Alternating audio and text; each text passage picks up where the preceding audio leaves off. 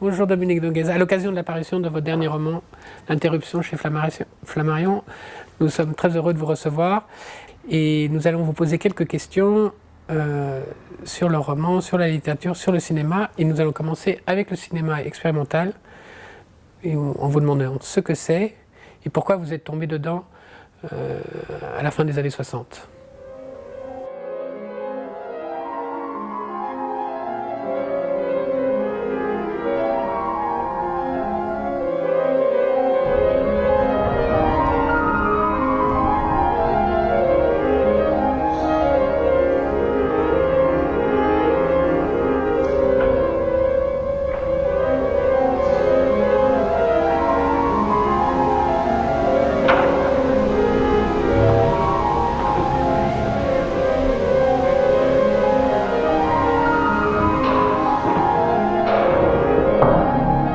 Le mot expérimental est contradictoire. Il a deux sens absolument opposés. Pour les uns, est expérimental ce qui est inachevé, tâtonnant, amateur. Et pour les autres, est expérimental ce qui est d'avant-garde, ce qui marque un progrès sur le tout venant du cinéma.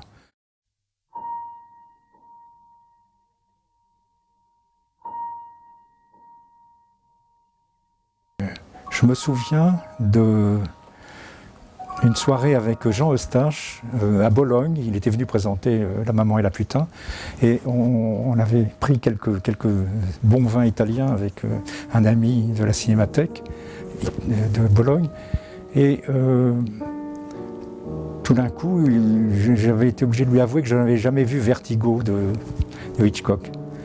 Il s'était mis à me raconter Vertigo, plan par plan. Et puis bon, ça a duré, je ne sais pas, trois quarts d'heure. Et puis après, dans le débat, parce que je ne sais pas, le troisième larron parlait du fait que je m'intéressais au cinéma expérimental, Eustache avait dit « Mais Hitchcock est expérimental, et moi je suis expérimental ». Alors c'est-à-dire qu'il prenait le mot dans un sens laudatif, et positif et non négatif. J'ai proposé, moi, d'utiliser ce mot, faute de mieux, parce qu'il nous permet de voir à peu près de quoi il s'agit, et de l'utiliser en le barrant, comme faisait Heidegger pour certains mots, et comme a fait Derrida, en le barrant pour dire que ce n'était pas le mot littéralement qui importait, mais c'était une sorte de signe qu'il représentait. Qu'est-ce que ça représente ? Eh bien, ça représente un cinéma qui utilise tous les moyens technique du cinéma, mais d'une façon différente.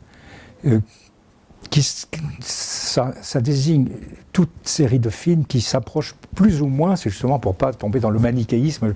J'avais imaginé des histoires de pôles, un pôle expérimental et un pôle non expérimental. Tout film qui se rapproche de ce pôle expérimental, qui est caractérisé par le fait que la forme, pour prendre les vieux concepts de forme et de contenu, la forme est au poste de commande, quelquefois au détriment total du contenu, au détriment total du récit, et même de la représentativité, de la figurativité.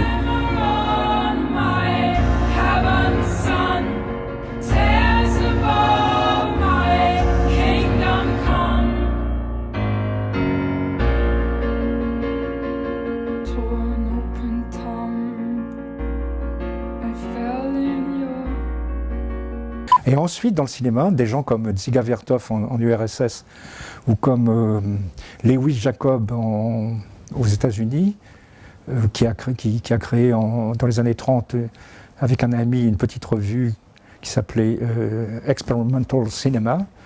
Le mot expérimental a été utilisé pour désigner donc des catégories particulières de films. Vous avez écrit plusieurs livres sur le cinéma expérimental français, Underground.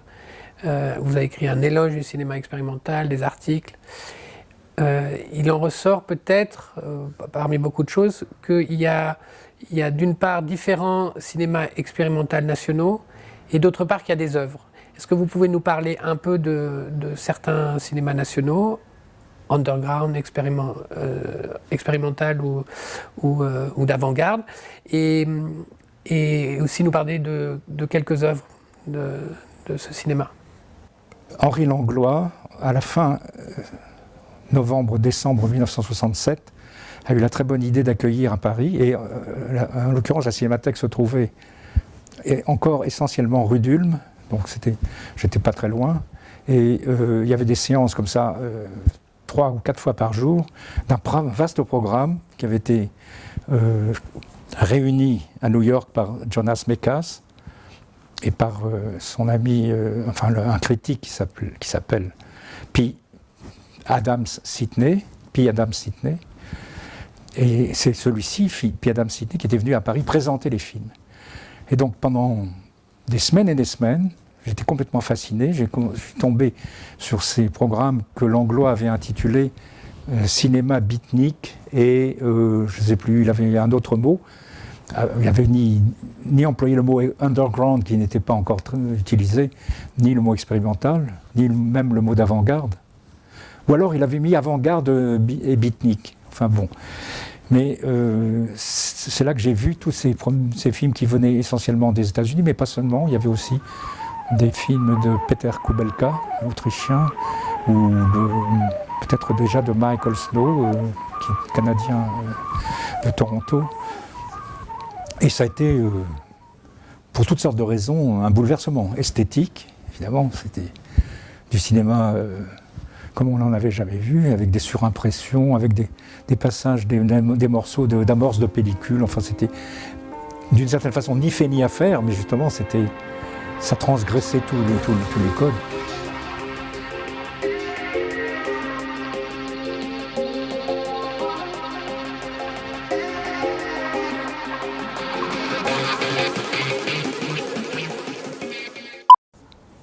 C'est comme ça que j'ai découvert ce cinéma. Et puis à ce moment-là, justement, je commençais à écrire dans une revue littéraire, qui était assez prestigieuse et qui l'est peut-être devenue moins maintenant, mais qui s'appelait la Nouvelle Revue Française.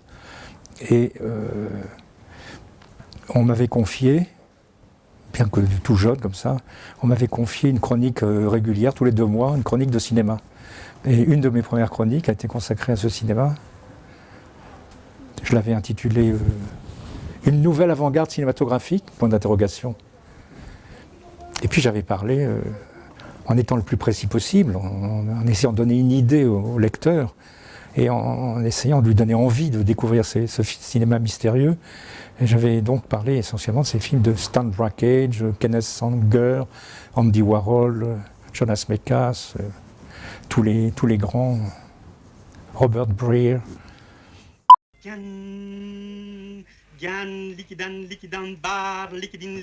Même dans les années 50-60, pendant qu'il commençait le cinéma underground, il y avait à Paris des gens qui n'avaient pas l'idée de se regrouper, qui n'avaient pas l'idée de former un mouvement underground, souterrain ou tout ce qu'on voudra, mais qui faisaient des choses de recherche qui étaient à peu près comparables par certains aspects à ce que faisaient les New-Yorkais.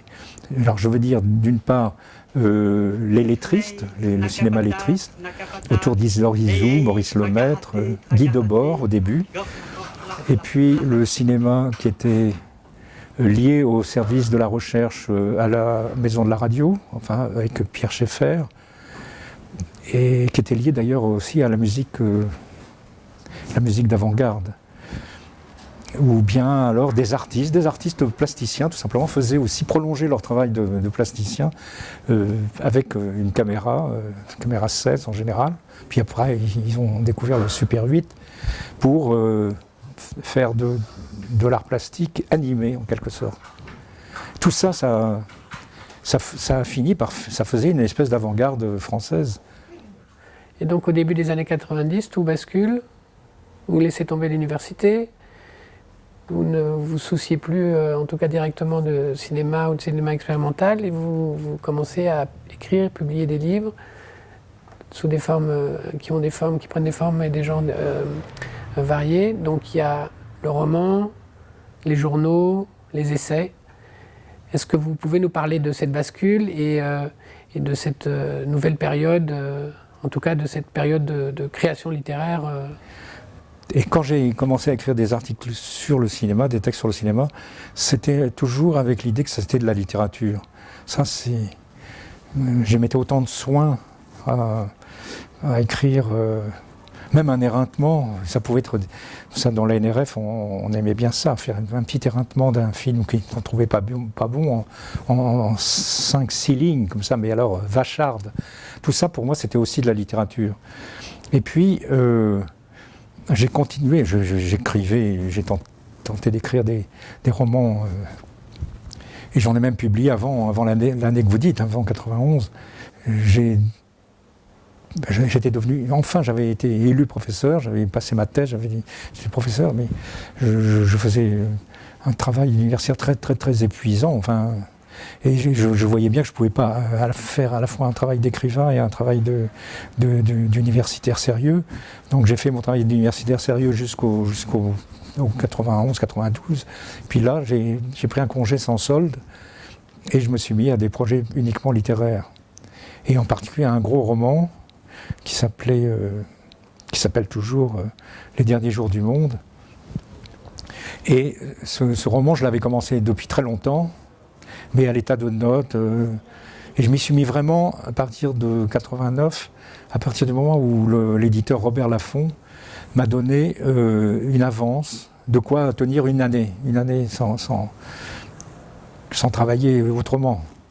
Et donc en 2 ans à peu près, j'ai terminé ce gros roman. Une année qui commence bien. Je me trompe. Quelques années après, je me suis dit que j'avais, pour la course au prix, parce qu'à un moment donné, un écrivain qui écrit des romans se dit, ce serait bien quand même d'avoir un prix, ça lance, ça aide. Je me dis, si j'avais, dans Les Derniers Jours du Monde, si j'avais, qui est un livre qui se veut total, enfin ça parle de toutes sortes de choses en même temps, si j'avais simplement raconté l'histoire d'amour dont il est question, ça aurait fait un petit livre de même pas 200 pages et ça aurait pu intéresser des jurys.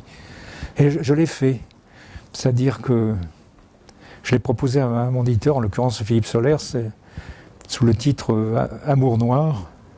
J'ai repris l'histoire, mais enfin, en ajoutant des choses, en retirant d'autres. Enfin, j'ai remodelé un peu ça, mais j'ai fait, à partir des Derniers Jours du Monde, j'ai fait Amour noir. Ça a été présenté à la rentrée littéraire de 97, et j'ai obtenu le prix Femina. Donc mon idée n'était pas si idiote, c'est-à-dire que si j'avais tout de suite fait un livre plus court, ça aurait mieux marché. Mais enfin bon. Voilà comment j'ai été embarqué un peu dans la vie littéraire, mais pas très longtemps. La vie littéraire qui rapporte, ça n'a pas duré longtemps. On a initié une nouvelle habitude dans nos numéros de Lumière, c'est on demande à l'invité de nous parler d'une revue ou d'une période d'une revue ou même de 2 revues qui l'ont marqué de manière importante ou émotionnelle ou intellectuelle.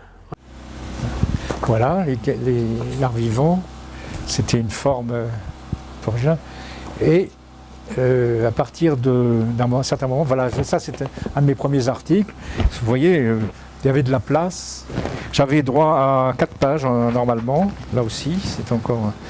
Et puis j'ai grignoté à la fin, je ne sais plus en quelle année, vers 74, je crois, après le festival de Knokke-le-Zout, j'ai eu droit à tout le numéro, un numéro spécial sur le cinéma expérimental, d'avant-garde et tout ça. Et j'étais d'autant plus heureux là, à l'art vivant, que j'étais absolument libre de faire ce que je voulais.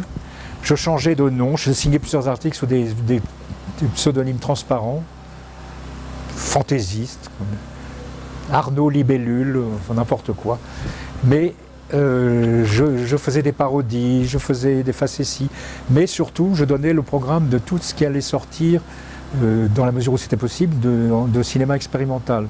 C'était le seul endroit, je le maintiens, à l'époque où on pouvait lire des articles sur le cinéma expérimental et savoir un peu ce qui se passait sur la scène parisienne du cinéma expérimental.